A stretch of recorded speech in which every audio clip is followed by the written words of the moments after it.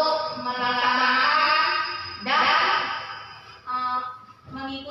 mengikuti kegiatan yang saya sarankan, yaitu pengibadatan modul 1.4,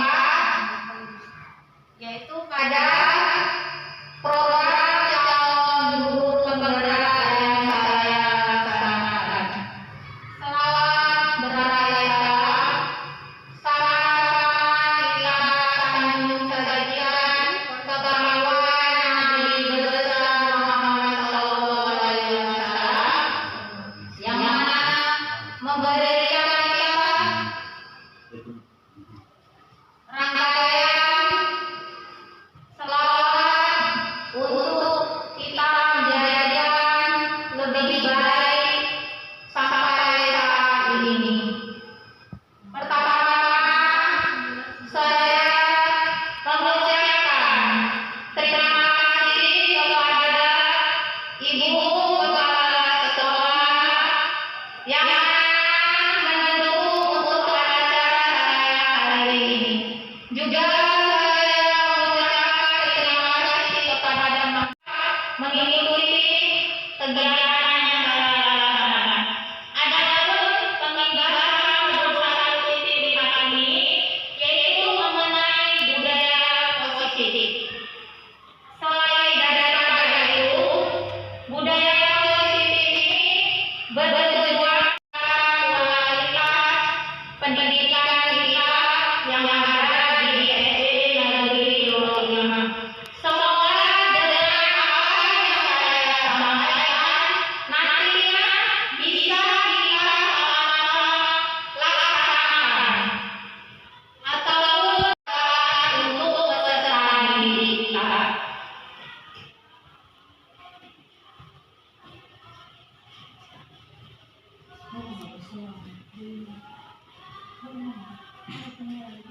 Nah, budaya yang positif itu adalah apa? Jadi saya di sini suasana positif sangat mendukung dalam perkataan pembelajaran kondusif. Kondusif yaitu dalam arti suasana yang tenang. Karena dengan suasana yang positif, murid dan guru akan menemukan yang menyenangkan. Sehingga proses pembelajaran dapat berjalan tanpa ada suatu beban. Beban siapa? Yang di sisi yang maksud, yaitu beban untuk peserta didik kita. Tapi suatu kebutuhan positif juga akan membantu menggerakkan moral positif bagi murid. Moral positif yaitu akhlak dari peserta didik kita. Juga akan membantu menggerakkan moral yang positif bagi murid sehingga karakter murid tidak hanya terbentuk dari juga dari lingkungan yang ada.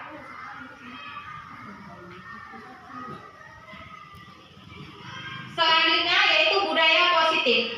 Budaya positif yaitu di sini nilai-nilai atau keyakinan atau kebiasaan-kebiasaan di sekolah berpihak pada murid agar murid dapat berkembang menjadi pribadi yang kritis, penuh hormat dan tanggung jawab. Apa itu pribadi yang kritis? Jadi sehari-hari anak-anak kita beli pelajaran, dengan diberi pelajaran tersebut dia mengkritis apa yang kita berikan itu, tanggapan dia. Dan di sini penuh hormat. Hormat kepada siapa? Hormat seluruh siapapun, baik itu kepada guru, orang tua ataupun orang-orang di sekitarnya, dan bertanggung jawab. Bertanggung jawab terhadap apa yang diberikan, tanggung jawab yang diberikan kepadanya. Sini Ki Hajar Dewantara menyatakan bahwa kita ambil contoh perbandingannya dengan hidup tumbuh-tumbuhan seorang petani, yaitu dalam hakikatnya sama kewajibannya dengan seorang pendidik yang menanam padi. Misalnya hanya dapat menuntun tumbuhnya kondisi tanam, memelihara tanaman padi, memberi pupuk dan air. Jadi di sini Ki Hajar Dewantara mengibaratkan petani menanam padi. Petani itu adalah seorang guru. Jadi seorang petani menanam padi, padi itu adalah siswa. Jadi tugas petani itu apa? Petani di sini tugasnya yaitu menuntun tumbuhnya padi, yaitu memperbaiki kondisi tanah. Kondisi tanah di sini yang dimaksud seorang akhlak ataupun tingkah laku siswanya. Jadi ibarat saja di sini kata-kata petani dengan padi. Ya, selanjutnya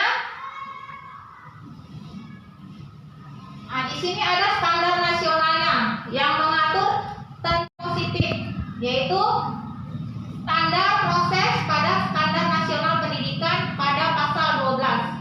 Jadi semua itu udah ada diatur dalam pasal 12, yaitu pelaksanaan pembelajaran sebagaimana dimaksud dalam pasal 10 ayat 2.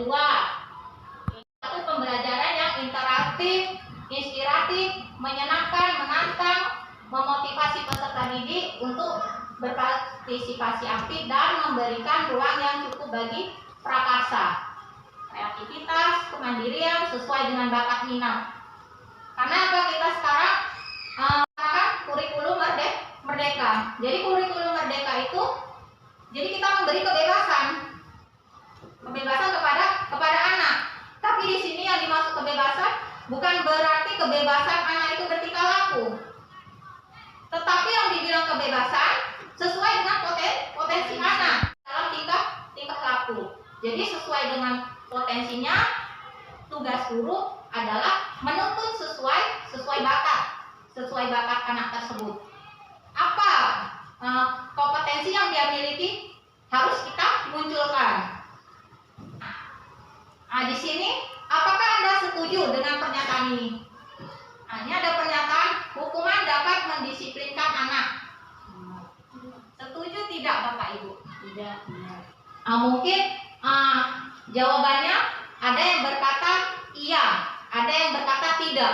Itu kalau menurut saya itu dua-duanya tidak salah. Itu sesuai apa kemauan dia, tujuannya apa? Dari hukuman itu tujuannya apa? Karena di kurikulum merdeka ini kita bebas mengeluarkan pendapat kita. Untuk mendidik anak tersebut boleh-boleh saja. Tetapi kalau hukuman tersebut menyakitin ataupun fisiknya yang tersakiti atau mentalnya yang tersakiti, mungkin kita tidak setuju. Oke, yang kedua, pemberian hukuman dengan hal posisikan halaman sekolah dapat meringankan, meningkatkan. Betul nggak Bapak Ibu? Menurut Bapak Ibu, di sini hukuman dengan hal positif seperti membaca atau membersihkan halaman. Tapi di sini kalau hal positif misalnya bagus ya kan Bapak Ibu, karena dengan membaca mungkin dia bisa menjadi seorang pengarang. Jadi dengan kita beri hukuman membaca, anak tersebut mempunyai inspirasi. Inspirasinya apa? Menemukan hal-hal yang positif dari apa yang dibaca. Membersihkan halaman. Misalnya anak tidak mengerjakan PR, kita suruh dia membersihkan halaman.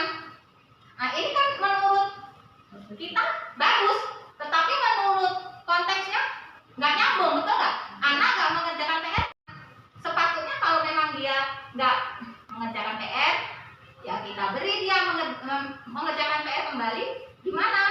Di bangkunya. Seperti itu. Jadi di sini jangan kita beri hukuman. Hukuman itu membawa bekas untuk hati cerita. Ini hal yang positif ya Bapak Ibu. Jadi di sini nggak ada yang salah, nggak ada yang benar. Boleh saja kita mengemukakan pendapat kita. Oke, yang ketiga, memberi penghargaan dapat meningkatkan motivasi belajar anak. Bagaimana? Setuju ya? Ya boleh saja setuju. Karena apa? Karena anak kalau diberi penghargaan itu semangatnya bertambah. Itu setuju. Tetapi kalau nggak setujunya, nanti kalau misalnya kita nggak beri harapan, misalnya penghargaan,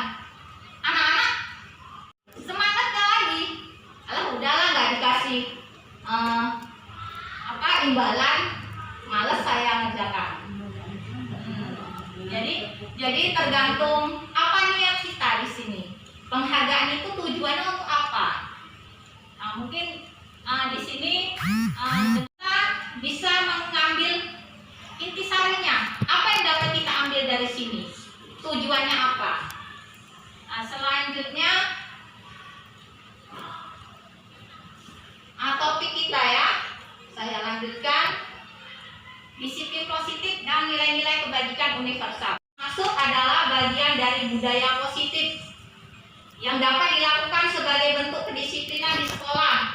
Seseorang yang memiliki disiplin ini berarti mereka bisa bertanggung jawab terhadap apa yang dilakukan karena mereka mendasarkan tindakan mereka dari disiplin tadi. Nilai kebajikan universal ini apa? Nilai-nilai yang mereka yakinin. Dia tidak memandang untuk semua orang dilaksanakan nilai kebajikan ini. Universal itu umum, semua, tidak memandang siapapun. Ya, jadi kita di sekolah, Bapak Ibu, marilah sama-sama kita menciptakan budaya apa yang mau kita buat untuk murid kita supaya murid kita itu lebih bagus untuk kedepannya, baik itu moralnya, akhlaknya, dia. Jadi dari guru lah yang memberi contoh, memberi teladan. Karena apa? Guru itu ibaratnya seperti kata Ki Hajar Dewantara itu, ingasal suntulodo imadio mangkaso tuturi hendayani. Yang seorang bisa menjadi teladan, menjadi contoh, memberi dorongan dan memberi semangat untuk muridnya. Jadi seorang guru harus bisa menuntun muridnya, memberi dorongan. Jadi jangan kita menuntut anak supaya memiliki, sementara guru tidak memberikan contohnya. Barulah setelah guru melaksanakan itu, memberikan contoh, baru kita terapkan. Jadi murid bisa mempercayai. Tetapi kalau kita tidak memberikan contoh, anak-anak pun karena tidak sesuai dengan hati dia, apa yang dilihat tidak sesuai apa yang dilaksanakan oleh gurunya. Oke, selanjutnya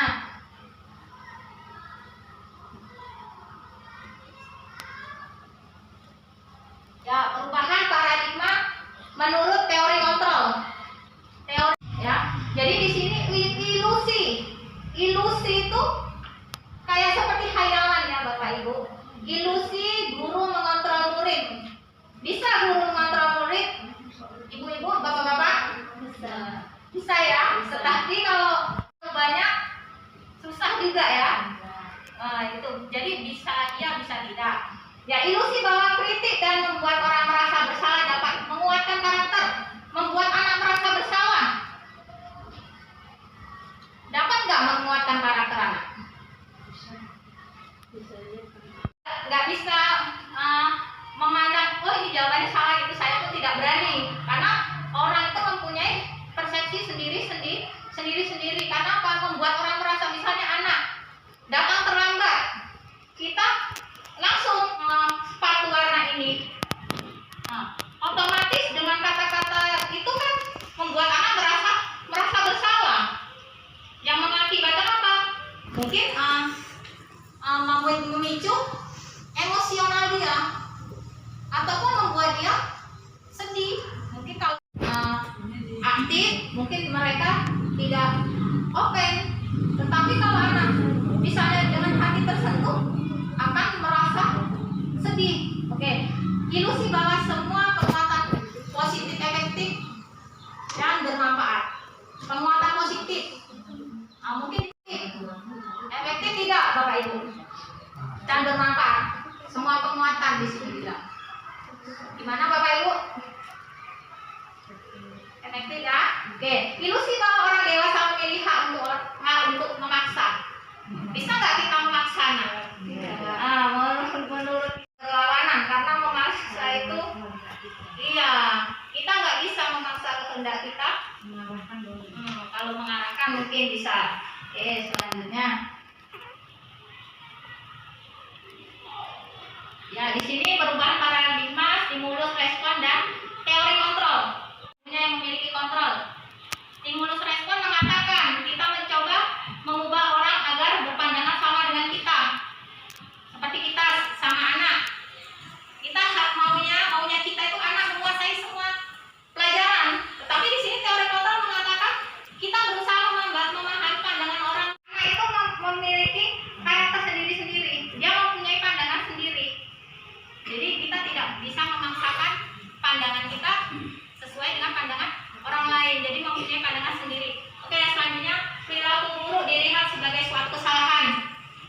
teori kontrol, semua perilaku memiliki tujuan. Maksudnya Bapak Ibu, siapa bisa menjelaskan? Perilaku buruk dilihat sebagai suatu kesalahan. Gimana Bapak Ibu? Perilaku buruk, misalnya anak bertingkah laku, misalnya mengganggu temannya, itu kan kita, ya kan? Nah, kita anggap itu salah anak. Padahal dia itu melakukan hal itu ada tujuannya. Tujuannya apa? Misalnya ingin diperhatikan guru. Nah, jadi teori kontrol mengatakan semua perilaku memiliki tujuan. Itu yang dibilang tadi. Yang dibilang anak melakukan sesuatu. Jadi yang kita lakukan ini itu ada tujuan. Orang lain bisa mengontrol saya. Itu di stimulus respon. Sementara di teori kontrol hanya Anda yang bisa mengontrol diri Anda. Betul nggak Bapak Ibu? Betul. Ya nggak mungkin, nggak mungkin ya. Nah itu, jadi saya bisa mengontrol orang lain. Betul nggak Bapak Ibu? Anda tidak bisa mengontrol orang lain, ya kan? Ya, pemaksaan ada pada saat rujukan gagal. Ya, jadi di sini ya model berpikir menang kalah ya. Untuk mind map ataupun peta pikirannya, apa yang pembahasan semua topik yaitu tentang disiplin positif ataupun teori pilihan yang disampaikan oleh Dr. William Glasser. Yang di sini menyatakan Anda tidak bisa mengontrol orang lain, hanya Anda yang bisa mengontrol diri Anda. Itu yang disebutkan teori kontrol oleh Dr. William Glasser. Makna disiplin, belajar kompetensi kita agar tercapai tujuan mulia, yaitu menjadi seseorang yang kita inginkan berdasarkan perilaku yang kita hargai. Oke, yang kedua ini semua perilaku memiliki tujuan yang saya jelaskan tadi. Anak melakukan sesuatu pasti ada tujuan, misalnya untuk menghindari hukuman, misalnya ke sekolah, dimarah mamanya, ataupun dia datang ke sekolah takut dimarah gurunya, makanya dia ke sekolah, takut dihukum. Kadang kan ada anak nggak masuk, kita marah ya kan, ada kadang dihukum, itu dia untuk mendapatkan imbalan. Jadi ke sekolah hanya untuk betul Ibu mendapatkan uang jajan dari mamanya ya kan. Kalau nggak ke sekolah nggak dapat uang jajan. Oke, untuk menghargai diri sendiri ya, ini betul. Karena dia ke sekolah ada tujuannya untuk menjadi apa ke depannya. Nah itu niat dari diri dia sendiri. Ya selanjutnya model berpikir menang, model penghukum ya di sini. Nah, jadi penghukum yaitu tadi setiap apa yang dilakukan anak menurut kita salah, kita beri dia hukuman. Yang kedua, pembuat rasa bersalah. Nah, jadi guru ada yang kadang namanya guru ya kan, dia memiliki kuasa untuk kita salahkan dia. Lagi, sebagai teman, kita sama anak sebagai misalnya murid sebagai teman, ada Bapak Ibu? Ada ya? Nah, ada, kita pasti misalnya dari kata-kata kita. Jadi ada misalnya di kelas itu, jadi kita jelaskan ke anak. Ada waktu-waktunya, ada kita waktunya serius, ada waktunya tidak serius. Oke, sebagai pemantau, kita sebagai pemantau untuk murid kita, apa yang sebagai pemantau ya Bapak Ibu tadi saya jelaskan ya bahwa kita guru itu pemantau untuk murid-murid kita, perkembangan apa yang sudah dia dapatkan ataupun perkembangan apa yang sudah dia jalani pada pembelajaran yang dia laksanakan. Selanjutnya yaitu guru sebagai manajer, yaitu manajer di sini guru itu sebagai pemberi contoh ataupun menuntun siswanya, yaitu dengan 5 posisi kontrol ini tadi untuk menciptakan anak memiliki karakter yang bagus. Kita lakukan dengan pendekatan, yaitu pendekatannya apa? Restitusi, yaitu yang pertama menstabilkan identitas anak, yang kedua validasi tindakan, dengan 3 menanyakan keyakinan. Selanjutnya realitas kebutuhan berbeda. Ini kebutuhan kita berbeda. Nggak ada kebutuhan kita yang sama. Jadi 5 kebutuhan dasar manusia. Yaitu di sini untuk bertahan hidup. Yang pertama sekali. Jadi untuk bertahan hidup, misalnya apa? Kebutuhan makanan, yaitu berupa kebutuhan fisiologi. Mungkin Bapak Ibu ada yang tahu fisiologi ya, yang berkaitan dengan proses metabolisme itu tentang makanan dia. Jadi misalnya anak suka mengambil makanan temannya. Jadi kita di situ bisa mencari apa penyebab anak ini mengambil makanan temannya. Kebutuhan apa yang kurang? Nah, jadi kita cari tahu. Ya, cari tahu apa latar belakang keluarganya. Mungkin di rumah dia tidak dibawakan bekal untuk mamanya, ataupun di rumah tidak sarapan, ataupun nggak ada sarapan. Jadi latar belakang anak, mungkin dengan latar belakang pekerjaan orang tuanya yang tidak memadai, ya kan, sehingga anak itu sampai di sekolah membawa sikap dia. Itu sikapnya apa? Mengambil milik temannya karena dia merasa lapar. Yang kedua yaitu kasih sayang dan rasa diterima. Misalnya anak bertingkah, mungkin karena di rumah kurang kasih sayang, ya kan, kurang perhatian, di sekolah dia membuat tingkahnya. Misalnya apa? Sering mencari perhatian guru, sering misalnya mencolek-colek temannya. Nah, itu dia mungkin rasa kasih sayangnya kurang. Cari perhatian gurunya supaya ditegur. Jadi kita harus memahami karakter siswa-siswa kita. Apa yang mendasari tingkah lakunya? Selanjutnya, untuk kesenangan kita. Misalnya anak, ya kan, senang dia. Misalnya ganggu temannya karena dia untuk kesenangan dia. Masa kanak-kanak ini kan sukanya bermain. Jadi dia suka mengganggu temannya kadang. Itu rasa kesenangan. Selanjutnya kebebasan. Misalnya anak di dalam pelajaran, ya, itu nggak boleh ngomong atau belajar. Anak kan merasa bosan. Anak pun mau bebas berinteraksi sama teman sebelahnya. Jadi anak itu nggak boleh terlalu kita kekang dalam belajar. Oke, selanjutnya kembali, berasal apakah makna disiplin? Kita ulang kembali, ya, berasal dari bahasa Latin disiplin yang artinya belajar. Makna asal dari kata ini berkonotasi. Berkonotasi berarti di sini apa, Bapak Ibu? Berkonotasi makna yang bukan sebetulnya, ya.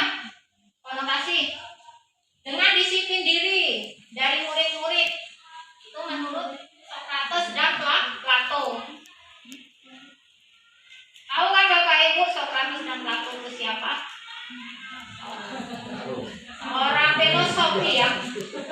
Ya, disiplin diri membuat orang menggali potensinya menuju sebuah tujuan. Yang membuat di sini disiplin diri membuat orang menggali potensinya menuju sebuah tujuan apa yang dia hargai.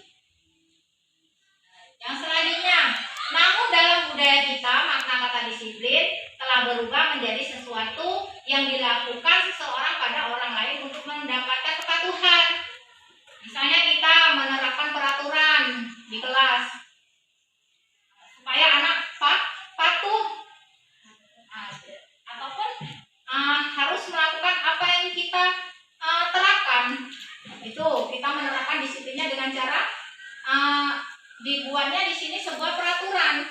Kecenderungan umum adalah menghubungkan kata disiplin dengan ketidaknyamanan.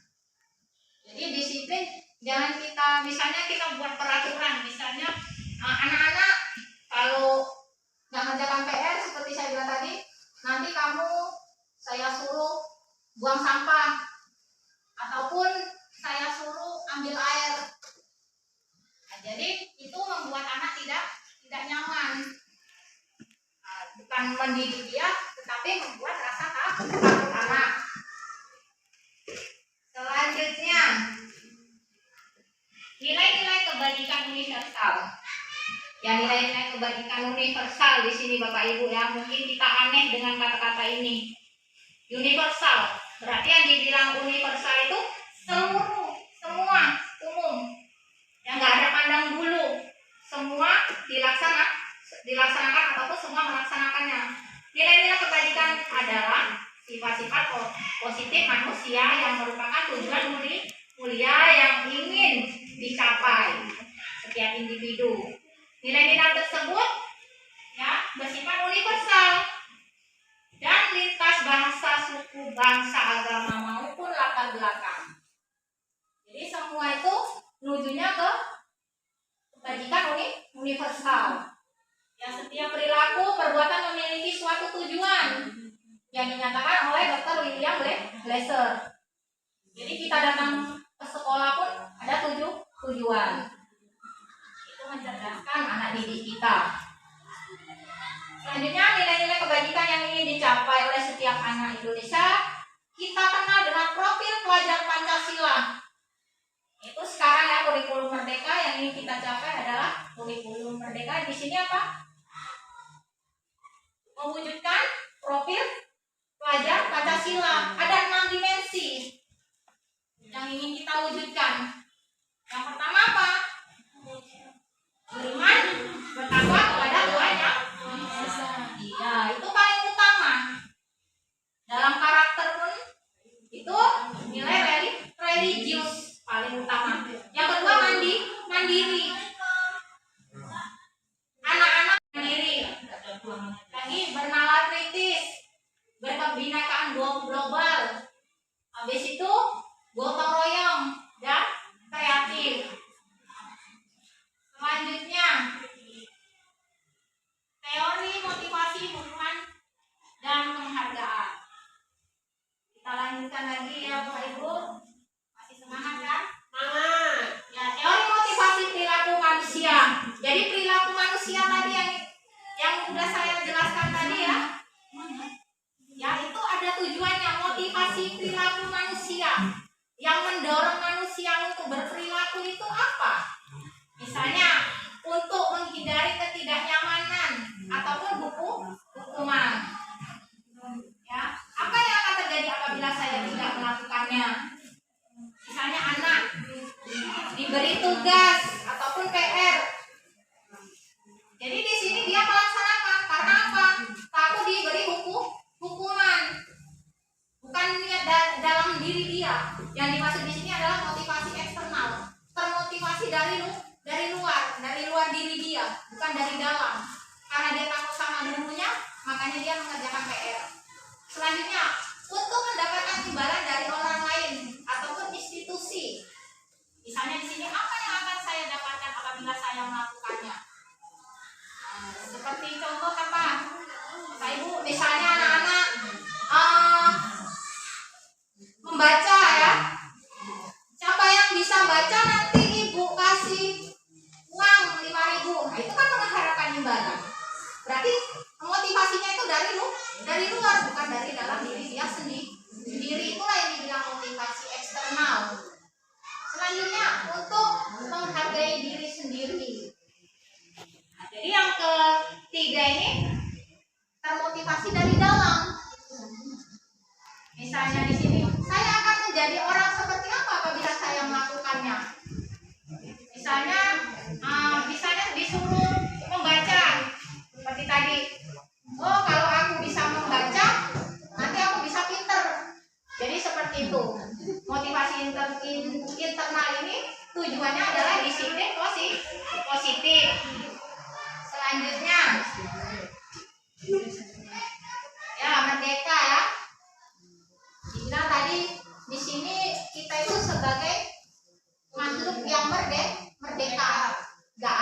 yang boleh ataupun nggak ada yang bisa memaksa kehendak kita ataupun kehendak anak.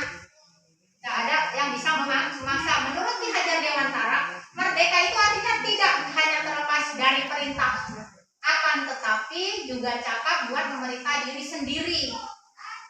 Jadi jangan anak itu karena diperintah. Misalnya kan udah ada kegiatan sehari-hari, nyapu, tiket ya kan Bapak Ibu. Jangan tunggu diperintah. Tapi memang udah tahu dalam diri dia sendiri apa yang menjadi tanggung jawab dia.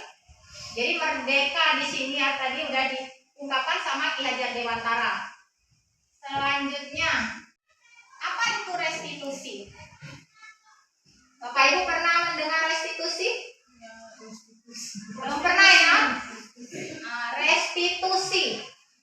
Nah, kita udah belajar tentang hukuman, konsekuensi, ataupun apalagi tadi saya bilang disiplin ya. Jadi untuk solusi menghindari hukuman dan konsekuensi, kita gunakanlah restitusi. Restitusi itu adalah suatu pendekatan. Ya, restitusi proses menciptakan kondisi bagi murid untuk memperbaiki kesalahan mereka, sehingga mereka bisa kembali pada kelompok mereka dengan karakter yang lebih kuat. Jadi di sini yang saya maksud restitusi itu sebuah pendekatan untuk murid. Restitusi juga merupakan proses kolaboratif yang mengajarkan murid untuk mencari solusi untuk masalah mereka dan membantu murid berpikir tentang orang seperti apa yang mereka ingin menjadi tujuan mulia, dan bagaimana mereka harus memperlakukan orang lain, yang diungkapkan oleh Diana Dawson dari Amerika. Mungkin kita nggak tahu juga. Saya pun nggak kenal itu siapa Diana Dawson. Tapi inilah pencetus restitusi. Ya, jadi restitusi itu suatu pendekatan untuk anak menjadi lebih baik. Nanti kita akan bahas Bapak Ibu. Nih, 9 ciri-ciri restitusi. Bukan untuk menebus kesalahan, namun untuk belajar dari kesalahan. Jadi dengan pendekatan restitusi ini, yaitu bukan untuk menebus. Jadi dengan kesalahan itu dia memperbaiki dirinya. Lagi, memperbaiki hubungan. Hubungan dengan siapa? Yang bisa dengan temannya, dengan gurunya, ataupun dengan orang lain. Tawaran, bukan paksaan. Jadi restitusi itu tawaran, bukan paksaan. Maksudnya bukan hukuman ya. Restitusi menuntut untuk melihat ke dalam diri. Jadi apa yang di dalam diri kita, kesalahan apa yang sudah kita lakukan. Jadi kita nggak boleh segala sesuatu itu menyalahkan orang lain, tapi harus introspeksi di diri. Restitusi mencari kebutuhan dasar yang mendasari tindakan. Yang mendasari tindakan kita itu apa? Mungkin kita melakukan itu ada alasan. Itulah dasar tadi. Anak melakukan sesuatu pasti ada dasarnya. Mengapa dia mengganggu temannya? Mengapa dia mengejek kawannya? Pasti ada alasan tertentu, ada dasarnya. Oke, selanjutnya restitusi diri adalah cara yang paling baik. Jadi restitusi diri, memperbaiki diri, cara yang lebih baik. Oke, restitusi fokus pada karakter bukan tindakan. Tingkah laku kita ya Bapak Ibu, bukan dari perbuatan. Lagi, restitusi fokus pada solusi. Jadi kita memberikan solusi untuk anak. Dari kesalahan anak, solusinya apa? Nah, seperti itu. Restitusi mengembalikan murid yang berbuat salah pada kelompoknya. Misalnya dia berbuat salah dengan temannya. Dia kita arahkan untuk kembali sama temannya lebih baik lagi, memperbaiki hubungan dengan temannya dengan pendekatan restitusi. Karena di restitusi ini ada pertanyaan-pertanyaan tematik. Nanti saya akan jelaskan. Untuk selanjutnya Oke, yaitu di sini keyakinan kelas untuk menciptakan budaya positif, kita buatlah keyakinan kelas. Bapak Ibu ada buat keyakinan kelas, Bapak Ibu di kelas? Keyakinan kelas itu kesepakatan kelas. Ada ya? Itu bisa di awal semester kita buat kesepakatan kelas, tetapi kita kerucutkan menjadi keyakinan. Kalau udah yakin, berarti udah percaya, dia pasti melaksanakan. Nah, jadi di sini kita bahas tentang keyakinan kelas, yaitu mengapa tidak peraturan saja, mengapa harus keyakinan kelas. Jadi kita sekarang nggak ada lagi peraturan kelas ya Bapak Ibu. Kita buat keyakinan kelas. Kalau peraturan guru yang membuat, nah sepihak kalau peraturan. Tapi kalau keyakinan kita bersama murid, anak-anak, kita mau buat kesepakatan kelas apa. Jadi seperti itu. Nah ini di sini ya. Mengapa tidak peraturan saja, mengapa harus keyakinan? Nih di sini ada contoh kasusnya. Mengapa kita memiliki peraturan harus menggunakan helm pula contohnya? Karena kalau keyakinan ini sesuatu yang sudah dipercayai. Kalau sudah dipercaya pasti dilaksanakan. Tetapi kalau peraturan jarang. Keyakinan dia nggak seperti itu. Enggak. Kalau keyakinan ini berdampak pada diri dia sendiri. Kalau misalnya nggak pakai helm, kan bukan orang lain yang menanggung dampaknya, dia sendiri. Misalnya di sini kan menggunakan helm bila mengendarai kendaraan roda 2. Apa dampaknya kalau dia nggak memakai helm?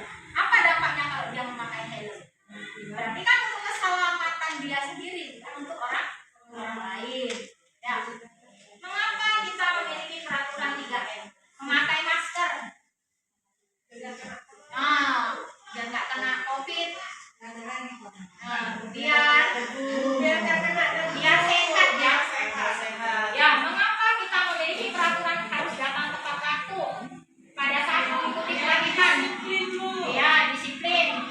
Betul, Ibu. Iya. Jadi itu namanya disiplin waktu, Bapak Ibu. Ya, untuk mendukung motivasi intrinsik kembali ke nilai-nilai keyakinan. Lebih menggerakkan seseorang dibandingkan mengikuti serangkaian peraturan-peraturan. Jadi lebih memilih keyakinan daripada peraturan. Selanjutnya, ya di sini kita melihat, ya lebih banyak mana di sini yang dilaksanakan budaya positif ya Bapak Ibu. Sementara peraturan kelas tidak banyak dilaksanakan. Yang banyak dilaksanakan budaya positif. Selanjutnya, yang mana yang merupakan keyakinan kelas?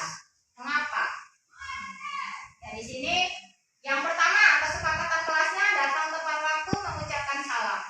Yang kedua, kami guru dan murid yang saling menyayangi. Pilih mana Bapak Ibu? Lebih bagus yang mana? Kesepakatan kelas. Datang tepat waktu mengucapkan salam, atau kami guru dan murid yang saling menyayangi. Yang mana yang merupakan keyakinan kelas? Dari kedua pilihan ini. Coba Bapak Ibu.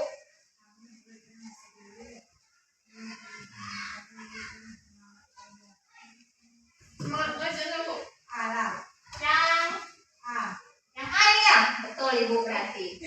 Ya, jadi kesepakatan kelasnya kami guru dan murid yang saling menyayangi. Karena apa? Di kitanya. Kesepakatan kelas itu di diri kita. Sementara yang sebelahnya tadi datang tepat waktu mengucapkan salam. Tidak ada ditunjukkan kesiapannya. Nah, jadi yang mana? Nanti Ibu kalau di kelas ya Bapak Ibu, karena kita kan udah ada seperti ini dikasih pengarahan, buatlah di kelas sebagai disiplin positif untuk murid-murid. kalau suatu saat ada yang tanya bahwa kita kelas. Selanjutnya ya, kegiatan pendalaman keyakinan kelas tabel T dan tabel Y. Paham maksudnya Bapak Ibu?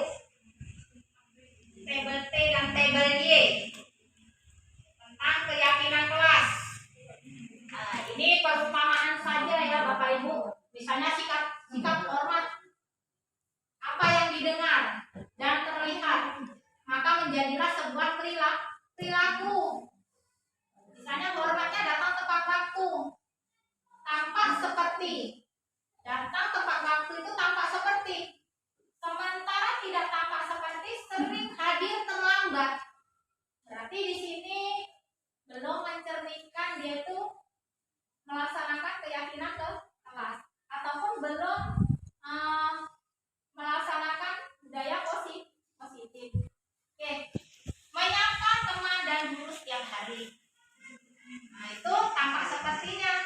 Tidak tampak sepertinya, tak acuh kepada teman dan guru. Nah, jadi selanjutnya mengembalikan barang teman yang telah dipinjam dan mengucapkan terima kasih. Itu tampak seperti. Sementara tidak tampaknya tidak mengembalikan barang yang telah dipinjam dan meletakkan sembarangan. Itu untuk sikap hormat. Sementara untuk sikap bekerjanya tampak sepertinya tekun bekerja dan menyimak guru. Tidak tampak sepertinya tidak mendengarkan guru dan tak acuh. Oke Bapak Ibu ya, mungkin ini perumpamaan saja untuk tabel. Nah, sekarang Bapak Ibu, peraturan dan keyakinan kelas. Ada 2 tabel disajikan. Selalu mengembalikan buku ke tempatnya. Jadi peraturannya di sini mengatakan selalu kembalikan buku ke tempatnya. Jadi untuk keyakinannya kita nggak buat sebuah kata-kata, tetapi sikapnya apa? Tanggung jawab. Nah, itu untuk keyakinan kelas. Untuk peraturan, dilarang mengganggu orang lain. Itu kan sebuah peraturan. Sementara keyakinan kelasnya menghormati orang lain. Ya. Selanjutnya hadir di sekolah 15 menit sebelum pembelajaran dimulai. Ini sebuah peraturan juga ya Bapak Ibu. Keyakinan kelasnya menghormati orang lain ataupun berkomitmen. Selanjutnya dilarang melakukan kekerasan. Keyakinan kelasnya keselamatan. Jadi di dalam membuat peraturan atau keyakinan itu ada kata-kata tertentu, misalnya bahasa tertentu yang bisa kita gunakan. Jadi jangan membuat peraturan ataupun dengan keyakinan itu dengan bahasa yang sama. Nanti anak-anak bisa salah tafsir. Bisa salah tafsir apakah ini keyakinan, apakah ini peraturan. Oke, selanjutnya ya Bapak Ibu. Penambahan materi didukung oleh penghargaan yang semula ada unsur hasil riset menjadi apa ya? Nah, di sini pengaruh jangka pendek dan jangka panjang. Jadi dengan penghargaan tadi membawakan pengaruh baik itu jangka pendek maupun jangka panjang. Selanjutnya penghargaan menghukum. Misalnya anak-anak, siapa yang bisa menjawab ibu kasih hadiah. Untuk anak yang bisa menjawab mungkin dia merasa senang, tetapi untuk yang nggak bisa menjawab, hukuman nggak bagi dia. Mungkin anak-anak merasa minder mungkin ya. Dia minder karena nggak dapat, karena kemampuan anak itu kan nggak sama. Untuk anak yang mampu bisa dia jawab, sementara yang nggak mampu sebuah hukuman. Berarti tergantung kita. Jangan misalnya di sini di kelas ya Bapak Ibu. Iya, iya betul. Ya, tetapi kalau untuk di kelas mungkin Nah, pujian aja ya Bapak Ibu, bukan penghargaannya. Oke ya, kalau pujian mungkin itu dapatnya positif, enggak sampai menghukum anak. Yang dihukum itu bukan apa? Hatinya, mentalnya. Oke, selanjutnya penghargaan mengurangi ketepatan. Nah, misalnya anak-anak ya, kalau dikasih tugas di rumah, misalnya kita suruh ngisi ya. Hari ini kita suruh buat misalnya kegiatan di rumah apa? Sholat, ada enggak? Membantu orang tua, ada enggak? Tapi karena takut dihukum, anak berbohong, aku buat aja, aku ada melakukan. Jadi seperti itu. Jadi takut dengan hukuman, anak bisa berbohong. Oke. Penghargaan tidak efektif. Ini tidak efektif ya Bapak Ibu. Penghargaan merusak hubungan. Oke Bapak Ibu, betul nggak ini penghargaan merusak hubungan? Ya, merusak hubungan. Misalnya gini, dia aja pun dapat. Iya betul. Misalnya anak di kelas ini kawan baiknya, yang satu dapat, yang satu nggak dapat. Gara-gara itu anak-anak merasa iri. Iya, mungkin seperti itu. Jadi, namun itulah dibilang tadi, hati anak itu tidak sama, perasaan anak itu tidak sama. Makanya di sini dibilang penghargaan merusak hubungan. Selanjutnya, penghargaan menurunkan kualitas.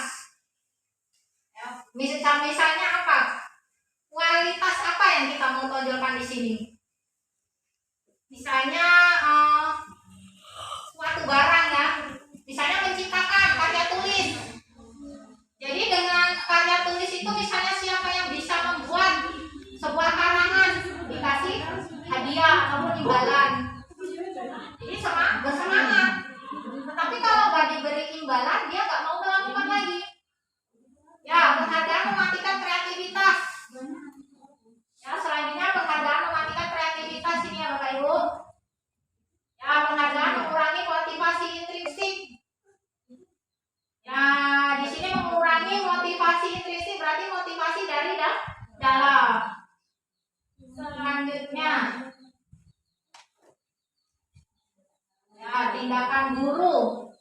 Yang di sebelah ada tindakan guru, yang di sebelah hukuman atau konsekuensi. Jadi tindakan guru mencatat 100 kali di dalam buku kalimat apa di sini, saya tidak akan terlambat lagi. Nah, karena terlambat ke sekolah. Hukuman atau konsekuensi Bapak Ibu? Nah, di sini saya tidak akan terlambat lagi, mencatat di dalam buku. Berarti itu suatu hukuman. Anak terlambat disuruh mencatat. Nyambung nggak Bapak Ibu? Ya itu tadi dibuatlah sebuah keyakinan. Kalau hukuman ini kan berarti di situ peraturan. Oke. Lari mengelilingi lapangan basket 2 kali. Karena terlambat hadir di sekolah. Suatu hukuman. Murid diminta untuk push up. Nah, di sini tidak menggunakan masker. Karena tidak menggunakan masker, anak-anak disuruh push up. Hukuman atau konsekuensi? Hukuman. Jadi sebuah hukuman. Lagi menggantikan kertas tugas teman yang telah dicoret-coret. Kalau tugas teman ya, berarti kan di dalam kelas, konteksnya di dalam kelas. Berarti konsekuensi. Oke, membersihkan tumpahan di meja tulis karena tersenggol pada saat belajar. Jadi kalau waktu di dalam kelas itu berupa konsekuensi. Oke, murid disuruh untuk tidak mengenakan sepatu seharian. Tidak pakai sepatu seharian berarti di sini hukuman. Kan konsekuensi. Berarti kalau hukuman itu sifatnya menyakitkan hati si anak. Lari mengelilingi. Ini yang terakhir Bapak Ibu ya. Ini lari mengelilingi lapangan basket 2 kali karena terlambat 10 menit untuk pelajaran PJOK. Nah, kalau lari dalam pelajaran PJOK nyambung ya.